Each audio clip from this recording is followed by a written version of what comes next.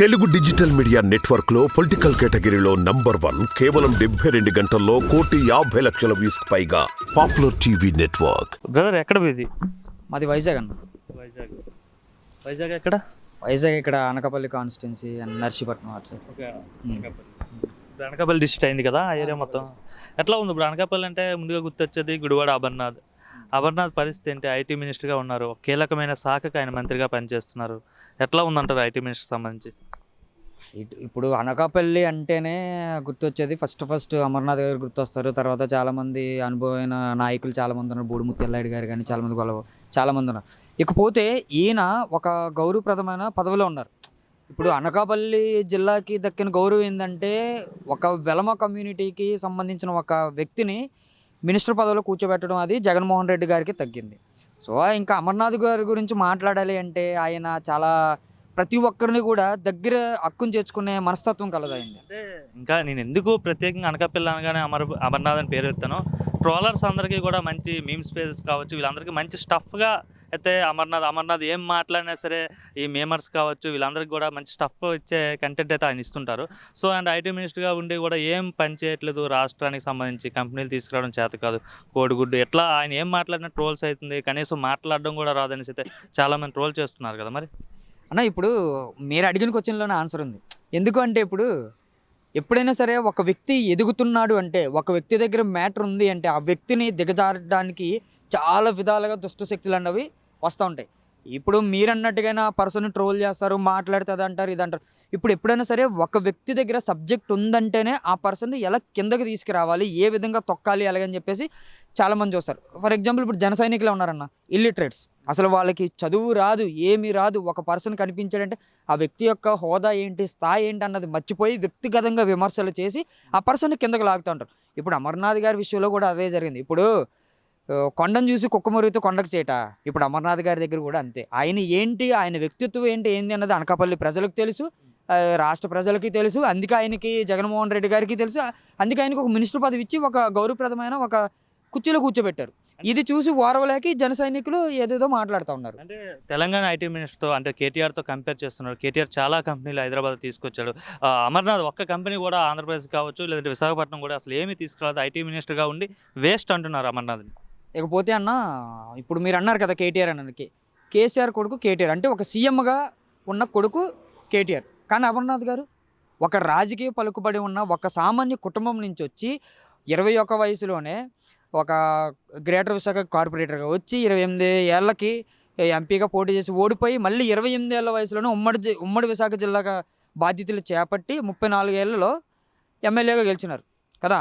ఇప్పుడు ఈయనకి పోలికేందన్న, ఈయన సొంతంగా ఆయన ప్రజల్ని నమ్ముకొని ఏదైతే చేసుకొని ఆయన సొంతంగా ప్రతి ఒక్కరిని దగ్గరికి వెళ్ళి ప్రతి ఒక్కరు ప్రజల కష్టాలని తెలుసుకొని ఒక నాయకుడిగా ప్రజల్లోంచి పుట్టుకొచ్చిన నాయకుడు గుడివాడ అమర్నాథ్ గారు. ఈయనకి తేడా ఏంటి? ఇప్పుడు కేటీఆర్ గారు ఎక్కడో విదేశాల్లో ఉండి స్టాన్ఫోర్డ్ యూనివర్సిటీలో అక్కడెక్కడ చదువుకున్నారు. కానీ ఈయన లోకల్లోనే చదువుకున్నారు, లోకల్లోనే పీజీ పూర్తి చేశారు, ఇవన్నీ ఇక్కడే చేశారు. మళ్ళీ ఇక్కడ లోకల్ ఎమ్మెల్యేగా ఉండి మినిస్టర్గా ఉండి చేస్తున్నారు. ఇప్పుడు ఇది ఏందన్నా పెట్టుబడులు అది ఇది అన్నారు కదా. మొన్న గ్లోబల్ సమ్మిట్ అయింది, 1.3 లక్షల కోట్లకు సంబంధించినవి పెట్టుబడులు తీసుకొచ్చినారు. ఇంకెందుకు కావాలని ఇవన్నీ తెలియదు జన సైనికులకి, ఇవన్నీ తెలియదు. ఎందుకంటే వాళ్ళు ఇల్లిటరేట్స్ కాబట్టి. చదువు రాని వాళ్ళకి ఈ ప్రతిదీ కూడా ఎలా కనిపిస్తుంది అంటే చదువు రాని వాడికి లోకం మొత్తం గుడ్డిగానే ఉంటుందని అట్లాంటివి కనిపిస్తుంది. కానీ ఇక్కడ నిజాలు ఏందనేది ఒక చదువుకున్నవాడికి తెలుసు. ఆయన ఐటీ మినిస్టర్గా ఎంత చేశారు ఏంది అన్నది ఒక చదువుకున్నవాడిగా నాకు తెలుసు. అంటే ఆయన కంపెనీలు పెద్ద పెద్ద కంపెనీలు ఓపెన్ చేయడం కూడా ఫాస్ట్ ఫుడ్ సెంటర్లు, న్యూడిల్స్, పానీపూరి బళ్ళు, ఎట్లా చాట్ బండ్ ఎట్లా వీటిని ఓపెనింగ్కి వెళ్తున్నాడు, ఐటీ మినిస్టర్ పరువును దిగజారుస్తున్నాడు అనే స్థాయిని దిగజారుస్తున్నాడు చాలామంది అంటున్నారు కదా. మరి కాదన్న ఇప్పుడు అడిగారు కదా, ఆ ఓపెన్ చేసిన బండ్లు రాష్ట్రంలో అతను నియోజకవర్గంలో కాకుండా రాష్ట్రంలో ఓపెన్ చేసినాడు. ఆయన నియోజకవర్గంలోనే ఓపెన్ చేశాడు. ఆయన నియోజకవర్గంలోనే కదా ఓపెన్ చేశాడు. ఆయన నియోజకవర్గంలో ఎందుకు ఓపెన్ చేశాడు? ఒక జెండా పట్టుకొని తనను నమ్మిన ఒక కార్యకర్త ఏదో రూపాయి కూడుకొని సంపాదించుకొని తన కాళ్ళ మీద తను నిలబడదాం అలాగని చెప్పేసి ఒక నూడిల్స్ బండో పానీపూరి బండో తన కష్టం మీద ఒకటి పెట్టుకున్నాడు. పెట్టుకున్న తర్వాత నాయకుడిగా అభిమానిగా వెళ్ళి అన్న నేను పెట్టుకున్నానన్న, నా కష్టంతో నేను పెట్టుకున్నానన్న, ఒకసారి ఓపెన్ చేయండి అన్న అలాగని చెప్పి పిలిచినాడు. కార్యకర్తకి అదే కదన్న సంతోషం. ఒక లీడర్ వచ్చి కార్యకర్తకి పెట్టుకున్న ఒక ఓన్ బిజినెస్ని ఓపెన్ చేస్తే ఇంకంతకన్నా ఏం కావాలి? ఒక నాయకుడు అనేటోడు ఆ సొంత కార్యకర్తకి అది కూడా చేయలేడా? ఏదైనా సరే ఈ పచ్చమందకు కానీ ఈ జనసేన వాళ్ళకి కానీ ప్రతిదీ కూడా నెగిటివ్గానే కనిపిస్తుంది. ఎందుకంటే వాళ్ళకి నాయకుల లక్షణాలు తెలియవు, క్రెడిబిలిటీ అంటే ఏంటో తెలియదు, ఒక కార్యకర్తను ఎలా పట్టించుకోవాలన్నది కూడా తెలియదు. కానీ ఈయన ప్రతి ఒక్కరు నా వాళ్ళే అనుకొని ఎవరు పిలిచినా సరే వెళ్ళి వాళ్ళకి అండగా నిలబడే తత్వం అలాంటిది. ఇంకా మంచి మనిషి అన్నప్పుడు చాలా విధాలుగా చాలా మాట్లాడతారండి. ఇలాంటివి చూసి వదిలేయడం తప్ప మనం ఏం చేయలేము. అంటే అమర్నాథ్ ఈసారి ఓడిపోబోతున్నాడు, అందుకే టికెట్ కూడా ఒక మంత్రిగా ఉండి కూడా టికెట్ సంపాదించుకోలేకపోయాడు. చాలామంది టికెట్ ఇచ్చా తప్ప అనకాపల్లిలో కూడా కొత్త అభ్యర్థిని పెట్టారు. ఈయనకైతే ఇంకా టికెట్ లేదని అయితే చాలామంది చెప్తున్నారు. అలా అలా ఎందుకు అనుకుంటారన్న? ఇప్పుడు నిజంగా ఇప్పుడు జగన్మోహన్ రెడ్డి గారు కానీ అమర్నాథ్ గారికి కానీ సీట్ ఇవ్వలేరు అది ఇది అని అనుకుంటే, నిజంగా ఆయన్ని ఎప్పుడో వద్దు నువ్వు అన్ఫిట్ అలాగని చెప్పేసి ఎప్పుడో చెప్పేద్దరు, అవి బయటకు కూడా వచ్చాయి. కానీ ఎందుకు? ఏదో ఉంది వెనక, పెద్దగా ఏదో ఉంది, అందుకని ఇంకా వెనక ఉంచారు. వస్తాయి అన్నీ బయటకు వస్తాయి. బయటకు వచ్చిన తర్వాత మాట్లాడదాం. చాలా ఉంటాయని అలాంటివి పట్టించుకోకూడదు. బురదలో రాయి జల్లితే బురద వచ్చి మన మీద పడుతుంది. దాన్ని కడుక్కున్నా సరే మళ్ళీ మనకి బురద అంటుకుంటుంది. అలాంటప్పుడు ఒక చెవిటిని విని ఇంకో చెవితో వదిలేయడమే. ఎందుకంటే అదే కాకుండా ఈ జన సైనికులు చదువు రాని వాళ్ళు వీళ్ళే చేస్తారు. వదిలేయడమే అన్న, ఇంకా వాళ్ళ గురించి పట్టించుకోకూడదు. బ్రదర్, నిన్న జగన్మోహన్ రెడ్డి మాట్లాడుతూ ఎన్నికలకి మనం ప్రజల పక్షాన నిలబడాలంటే అందరూ సెట్లు అంటే స్లీవ్స్ మడత పెట్టి అయితే సిద్ధం కావాలనేసి అయితే ఒక స్టేట్మెంట్ ఇవ్వడం జరిగింది. దానికి కౌంటర్గా చంద్రబాబు నాయుడు అంటున్నారు, మీరు సెట్లు మడత పెడితే ప్రజలు కుర్చీని మడత పెడతారు, జనసేనలు కావచ్చు తెలుగుదేశం వాళ్ళు కావచ్చు కుర్చీలు మడత పెడతాం అంటున్నారు. నారా లోకేష్ అయితే ఏకంగా సీఎం కుర్చీనే మడత పెట్టేస్తామనేసి అయితే అంటున్నారు. ఎట్లా చూస్తుంది దీన్ని అన్న? ఇప్పుడు ముసలోడు అన్న పదవి పోయి ఏం మాట్లాడుతున్నాడో ఏంటో తెలియదు. ఎందుకంటే ఒకప్పుడేమని సైకిల్ పోవాలి అలాగని చెప్పేసి తండ్రి అంటే, లోకేష్ ఏమొచ్చేసి తండ్రి బాటలోనే సైకిల్ పోవాలని ఈడు అంటున్నాడు. సో వాళ్ళు ఈ పదవి లేక ఏం మాట్లాడుతున్నారో ఏంటో కూడా అర్థం కాదు. ఏంది వీళ్ళు వచ్చేసి కుర్చీ మడత పెడతారా? 25 సంవత్సరాల వరకు గుర్తుపెట్టుకోండి అన్న, ఇంకొక 25 సంవత్సరాల వరకు మళ్ళీ జగన్మోహన్ రెడ్డి గారే సీఎం కుర్చీలో ఉంటారు. ఆంధ్ర రాష్ట్రాన్ని సుభిక్షంగా పరిపాలిస్తాడు. ఇకపోతే వీళ్ళు ఏంది మడత పెట్టేది? ఆల్రెడీ 2019 ఎన్నికల్లో సైకిల్ని మడత పెట్టేశారు. సైకిల్ని ప్రజలు మడత పెట్టేశారు. ఎప్పుడో తుసుమనిపోయింది. ఆ మడత పెట్టింది, ఆ మడతలు తీసుకోలేక ఇబ్బంది పడుతూ అక్కడికి ఇక్కడికి పాకులాడుతూ జనసేనతోని బీజేపీతోని నానా సంకలు నాకుతూ పోవడానికి పొత్తుతో చంద్రబాబు నాయుడు లోకేష్ చీకటి వ్యాపారాలు చేస్తూ ఎవరికి కనిపించకుండా పోతా ఉన్నారు. ఇకపోతే ఈడేంది లోకేష్ గడు పప్పుగాడు మడత పెట్టేది ఏంలా. 2024లో ఇంకొక నెల రోజులు ఆగితే ఇంకా మొత్తానికి ఇంకా సైకిల్ అన్నది లేకుండా మొత్తం మడత పెట్టేసి చెత్తకుప్పలు పడిచేస్తారు. అదైతే మాత్రం పక్కా. ఏం లేదు అంటే ఆరిపోయే దీపానికి వెలుగు ఎక్కువ అన్న. అందుకే వీళ్ళు ఎక్కువగా మాట్లాడుతున్నారు. ఇప్పుడు ఇంకొక నెల రోజులు ఆగితే ఎవరి స్థాయి ఏంటో అన్నది ప్రజలకు బాగా తెలుసు, ఎవరు ఎలాంటి వాళ్ళు అన్నది ప్రజలకు బాగా తెలుసు. రేపు పొద్దున్న బంపర్ మెజారిటీతో మళ్ళీ జగన్మోహన్ రెడ్డిని ఖచ్చితంగా ఆ సీఎం సీట్లో కూర్చోబెడతారు. ఈ లోకేష్ అనేటోడు కానీ, పవన్ కళ్యాణ్ అనేటోడు కానీ, లేదు ఈ చంద్రబాబు అనేటోడు కానీ, వీళ్ళందరి కుర్చీలు మడత పెట్టేసి ప్రజలు ఒక చెత్తకుప్పలో పడిచేస్తారు. సైకిల్ని తుక్కు చేసేసి పక్కన పడేస్తారు, తగలబెట్టేస్తారు. ఇంకంతే. అంటే ఇంకా చూసుకుంటే నారా లోకేష్ అంటున్నారు, ఇంకా టీడీపీ అధికారంకి వస్తే అచ్చెన్నాయుడే హోంమంత్రి అంటున్నారు. ఎందుకంటే ఎర్ర బుక్లో ఉన్న ఎవరైతే పేర్లు ఉన్నాయో వాళ్ళందరిపైన చర్యలు తీసుకోవాలంటే అచ్చెన్నాయుడు హోమ్ మినిస్టర్ అయితేనే బాగుంటుంది అనేసి ఏదైతే కింజరాపు రామ్మోహన్ రెడ్డి అంటారో దానికి సమర్థించడం ఎట్లా చూస్తారు? అచ్చెన్నాయుడు అంటే నాకు బాగా గుర్తొచ్చేది ఏంటంటే అన్న, గట్టి చట్నీ పార్టీ లేదు బొక్క లేదు. ఆయనే చెప్తాడు పార్టీ లేదు బొక్క లేదు అలాగని చెప్పేసి. ఇంకెన్నెన్నో మాటలు అంటాడు, ప్రతిదీ అంటాడు భయపించడానిక. ఏం భయపించేస్తావు నువ్వు? రెడ్ బుక్లో ఏందయ్యా నువ్వు రాసుకుండేది? ఆ రెడ్ బుక్లో అసలు ఆ రెడ్ బుక్ అన్నది కూడా అతనికి క్లియర్గా పలకడం కూడా రాదు. GO3కి GO3 అంటాడు. అది ఏం మాట్లాడతాడో కూడా ఆడికి అర్థం కాదు. ఇక అవన్నీ వదిలేయడమే అన్న. అసలు అంటే వీళ్ళు ఎలా ఉంటుంది అంటే, సింహం ముందుకు ఏమని ఎలకొచ్చి తొడగొట్టినట్టు ఉంటుంది పప్పుగడ మాట్లాడితే. జగన్మోహన్ రెడ్డి గురించి వీడు మాట్లాడతాడు. ఈ డెంగ్యూ అనలేకనే నాన్న ఇబ్బందులు పడితే ఏదేదో మాట్లాడతాడు. ఇకపోతే అచ్చెన్నాయుడు అంటారా, ఇంకెందుకులే అన్న అచ్చెన్నాయుడు గురించి మాట్లాడడం కన్నా ఇంకా వదిలేయడం బెటర్. ఏ పార్టీ లేదు బొక్క లేదని నేను ఎప్పుడూ చెప్పాడు. ఇంకొక నెల రోజుల్లో ఆయన మాటలే నిజమైపోతాయి. పార్టీ ఉండదు బొక్క ఉండదు. ఎట్లా చూస్తారు? శంకరరావు సభలు నిర్వహిస్తున్నారు. మీ ప్రాంతం నుండే స్టార్ట్ అయింది, అంటే శ్రీకాకుళం నుంచి స్టార్ట్ అయింది, విజయనగరంలో జరుగుతుంది. ఎటువంటి రెస్పాన్స్ వస్తుంది నారా లోకేష్ శంకరరావం సంబంధించి? అన్నది శంకరావం కాదన్న, శంకారావం. అది శంకరావం కాదు, శంకారావం. ఆయనే చెప్పినాడు కదా పప్పుగాడు. ఆ శంకరావం అనడం కూడా రాలేదు ఆయనకి, శంకారావం. అలాంటి వాడి గురించి ఆయన సభలకు ప్రజలు ఎలా వెళ్తారన్న? ఇప్పుడు చంద్రబాబు నాయుడు సభకే దిక్కు మొక్కు లేక ఇక్కడి నుంచి డబ్బులు ఇచ్చి తెచ్చుకుంటున్నారు.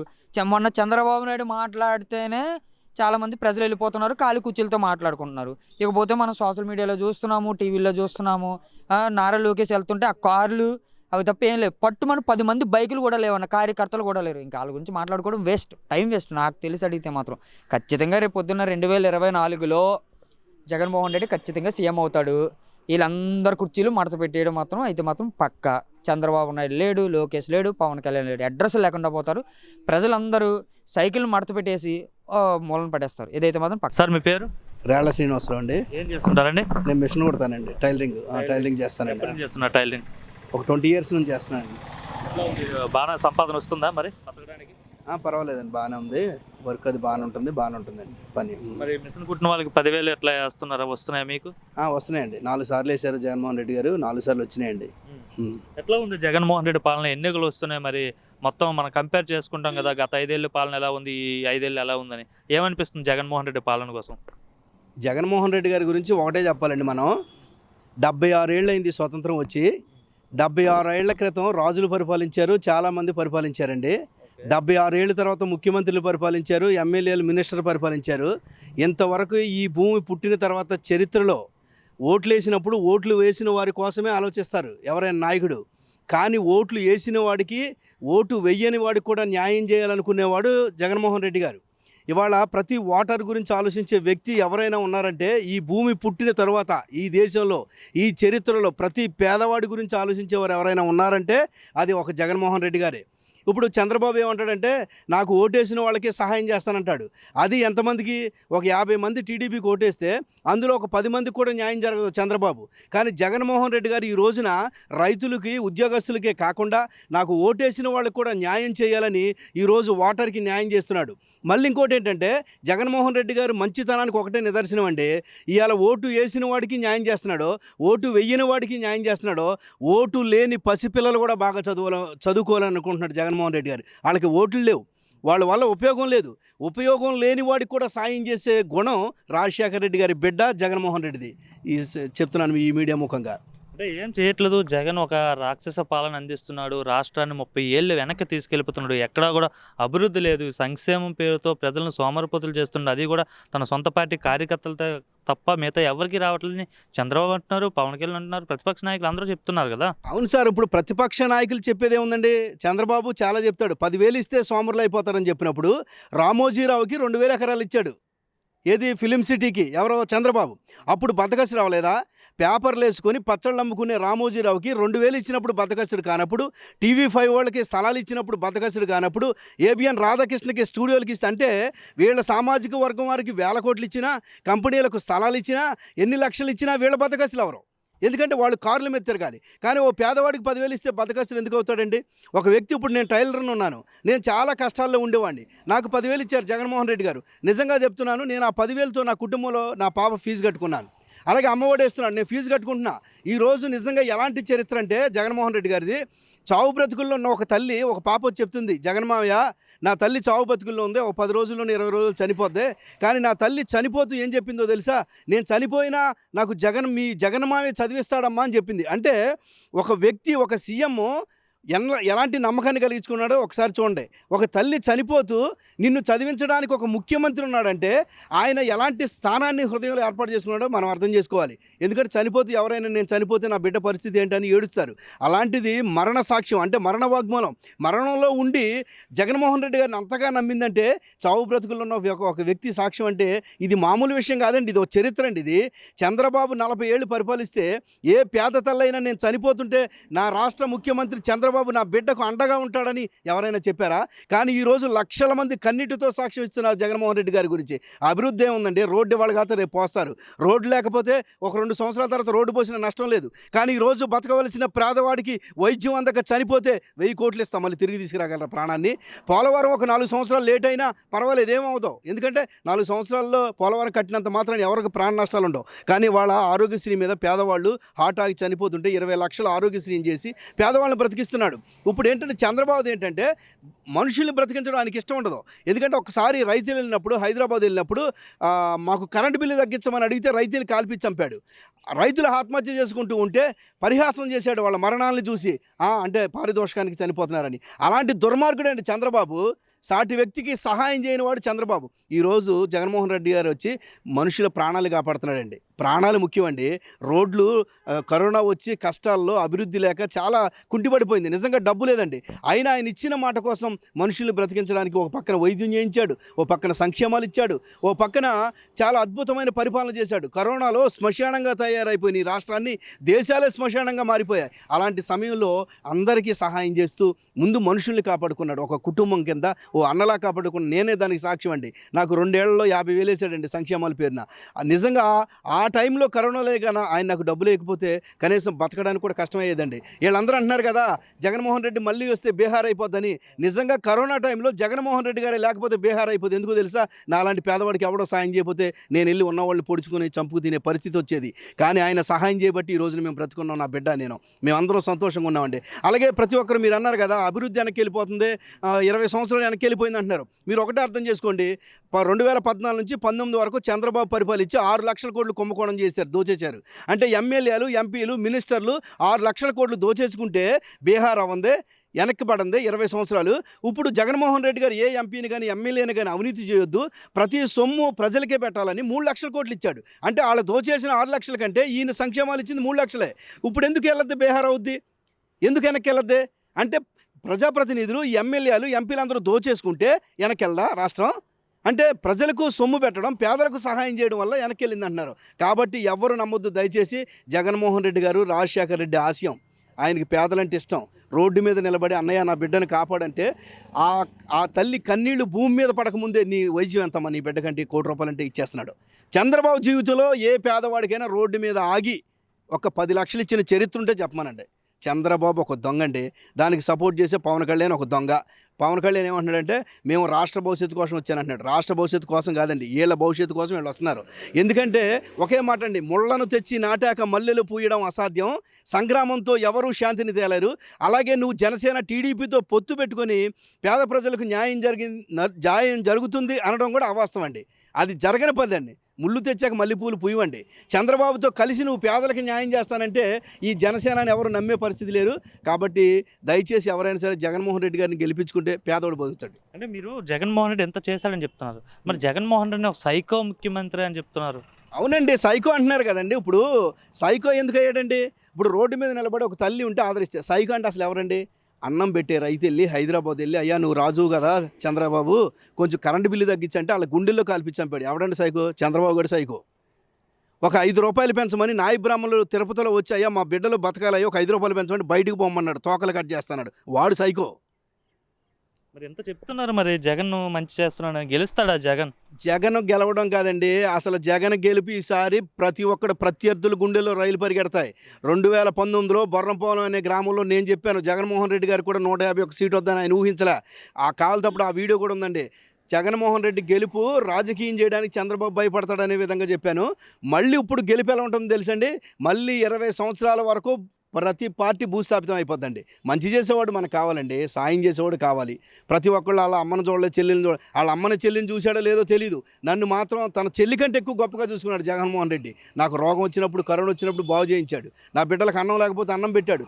నా పిల్ల చదువుకోలేని పరిస్థితిలో బోర్డే స్కూల్లో చదువుకుంటుంటే అమ్మఒడి ఇస్తే నేను ప్రైవేట్ స్కూల్లో చదివించుకుంటున్నా. తండ్రిగా నేను జన్మనిస్తే మామగా ఆయన జీవితాన్ని ఇచ్చాడు. నా బిడ్డ అదే చెప్పింది. నా బిడ్డ కూడా వీడియో మాట్లాడింది, లక్షల మంది చూశారు. జనసేన తెలుగుదేశం కలిసి వస్తున్నది కదా, ఎట్లా జగన్మోహన్ రెడ్డి నెగ్గుతారా? ఈ కాపులందరూ కూడా ఇటువైపు ఉంటారు. ఇప్పుడు క్యాస్ట్ వదిలేండి, నార్మల్గా ఇప్పుడు జగన్మోహన్ రెడ్డి చంద్రబాబుని ఎదుర్కోవడమే కష్టం అంటున్నారు. అలాంటిది పవన్ కళ్యాణ్ కూడా కలిసి వస్తున్నాడు, అత్యంత ప్రజాదరణ కలిగిన వాడు. అంటే అందరూ సభలు పెడితే డబ్బులు ఇచ్చి జనాలు తరలించాల్సిన అవసరం ఉంటుంది, కానీ పవన్ కళ్యాణ్కి స్వచ్ఛందంగా వస్తారు ప్రజలు. అంత ఫ్యాన్ ఫాలోయింగ్ ఉంది. వాళ్ళిద్దరిని తట్టుకొని జగన్మోహన్ రెడ్డి ఎట్లా గెలుస్తాడు ఈసారి? తట్టుకోవడానికి జనాలే కదండి బలం జగన్మోహన్ రెడ్డి గారికి. ఆయన తట్టుకోవడం ఏంటండి? ఇప్పుడు నేను అనేది పవన్ కళ్యాణ్ గారికి నేను అభిమాని అండి. ఆయన కులపరంగా అభిమాని, హీరో పరంగా అభిమాని. కానీ నేను సరిహద్దులు దాటి నన్ను రెడ్డి అని ఒక ఆయన జగన్మోహన్ రెడ్డి నన్ను ప్రేమించారు. నువ్వు నిజంగా ఒంటరిగా పోరాడితే పవన్ కళ్యాణ్ గారు వ్యక్తిగతంగా మంచివాడు, విప్లవ భావాలతో మాట్లాడుతుంటాడు. చెగువేర్ అంటాడు, నెల్సన్ మండేలా అంటాడు, మదర్ తెరీసా అంటాడు. నువ్వు నిజంగా ఒంటరిగా పోరాడితే ఈసారి కాకపోతే నెక్స్ట్ సారి అయినా పవన్ కళ్యాణ్ గారికి అభిమానులు ఉంటారు. ఇప్పుడు చాలామంది వచ్చి అయ్యా పవన్ కళ్యాణ్ అన్నయ్య నువ్వు క్రికెట్ ఆడాలి, నువ్వు ఆడితే మేము చూడాలని వచ్చి నీకు బ్యాటిస్తే గ్రౌండ్లోకి వెళ్ళి నేను కాదు ఆడేది, 14 సంవత్సరాలు ముఖ్యమంత్రి చేసి 600 హామీలు ఇచ్చి ఎగ్గొట్టినోడికి ఇస్తాను నేను బ్యాటు ఆడతాడంటే ఎవరు నమ్ముతారండి? ఎవరు నమ్మరు. ఎందుకంటే ఆట ఆడి విజయాన్ని సాధించేవాడికి నువ్వు సపోర్ట్ వెళ్ళాలి. చంద్రబాబు అనేవాడు 14 సార్లు ముఖ్యమంత్రి చేసి 14 సంవత్సరాలు హామీలు ఇచ్చి ఎగ్గొట్టిన దొంగ చంద్రబాబు. ఆయన పల్లకీలు మోయలేక భుజాలు పుళ్ళు పడిపోయినని చెప్పిన పవన్ కళ్యాణ్ ఇప్పుడు వెళ్ళి మళ్ళీ ఎలా మోస్తారు వాళ్ళ పల్లకీలు? అంటే మీ ఇద్దరు కలిసి మోసం చేస్తున్నారు ప్రజల్ని. ప్రజలు అంత పిచ్చోళ్ళు ఏం కాదండి. పవన్ కళ్యాణ్ గారు టీడీపీ గురించి ఏం మాట్లాడాడో, చంద్రబాబు గురించి ఎన్ని దొంగ అని చెప్పాడు, అన్నీ చెప్పాడు. ఇవాళ నువ్వు ఇద్దరం కలిసి వెళ్తున్నాం రాష్ట్ర భవిష్యత్తు కోసం అంటే చంద్రబాబు చేస్తాడా న్యాయం? 600 హామీలు ఇచ్చి 2 నిలబెట్టుకోలేనోడు రాష్ట్రానికి న్యాయం చేస్తాడా? పవన్ కళ్యాణ్ చెప్పమనండి. మరి నిన్న జగన్మోహన్ రెడ్డి ఏమో ఎన్నికల కోసం సెట్లు మడత పెట్టాల్సిన అవసరం వచ్చిందన్నారు. వాళ్ళు అంటున్నారు నీ కుర్చీ మడత పెట్టాల్సిన టైం దగ్గర ఉంది, ప్రజలంతా కలిసి నీ కుర్చీని మడత పెడతారంటున్నారు. చంద్రబాబు కావచ్చు, లోకేష్ కావచ్చు. సరే సార్, ఒకటండి, ఇలాంటి మాటలు అనేవి చాలామంది అంటుంటారండి. నేను సంప్రదాయంగానే మాట్లాడతా సార్. కుర్చీ మడత పెట్టడం అనేది జగన్మోహన్ రెడ్డి గారిని మడత పెట్టే అవకాశం ఎవరికీ లేదండి. నేను ఒకటే చెప్తున్నానంటే, ఇప్పుడు 3 అధినేతలు ఉన్నారండి. లోకేష్, పవన్ కళ్యాణ్, చంద్రబాబు ఉన్నారు. వీళ్ళ ముగ్గురిని గెలిచి అసెంబ్లీకి వెళ్ళమని చాలు. వీళ్ళ సీఎంలు కాదండి, అసలు వీళ్ళ సీట్లు వీళ్ళకి వస్తాయో తెలీదు. ఇప్పుడు మాట్లాడితే ఒక మాట అంటున్నారు, జగన్మోహన్ రెడ్డి గారు పులివెందుల్లో ఓడిపోతాడన్నారు. నిజంగా వీళ్ళ మగాళ్ళు అయితే నేను చెప్తున్నానండి, షర్మిలమ్మ వచ్చింది, చెల్లి వచ్చింది చంద్రబాబు ఆస్త్రంగా.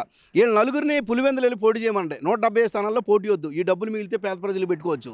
మీరు వెళ్ళి పులివెందుల్లో ఒక్కచోట ఎలక్షన్ పెట్టి చంద్రబాబుని, లోకేష్ని, పవన్ కళ్యాణ్ని, షర్మిలమ్మని పోటీ చేయమనండి. అక్కడ ఎవడు గెలిస్తే ఆడే సీఎం తీసుకోమని దమ్ముంటే వీళ్ళకి. సార్, నిన్న జగన్మోహన్ రెడ్డి ఏమో సెట్లు మడత పెట్టాల్సిన సమయం వచ్చింది, పేద ప్రజలకు మనం పనిచేయాలంటే, ఎన్నికలకు సిద్ధం కావాలంటే సెట్లు మడత పెట్టండి అనేసి అయితే ఒక స్టేట్మెంట్ ఇచ్చారు. అది ప్రస్తుతం అయితే వైరల్ అవుతుంది.